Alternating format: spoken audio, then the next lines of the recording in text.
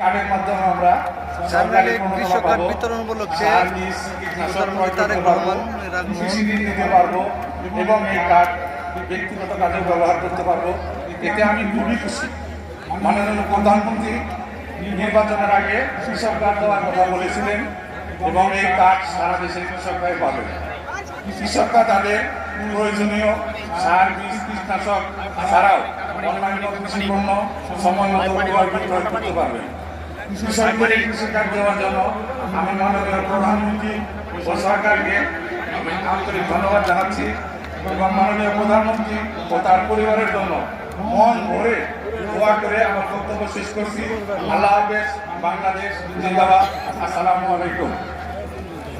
অনেক ধন্যবাদ জনাব কবির হোসেন আপনার সাবলীল অনুভূতি প্রকাশের জন্য। এবার আমাদের মাঝে নিজের অনুভূতি ব্যক্ত করতে আসছেন টাঙ্গাইলের কিষানী জুলেখা আক্তার।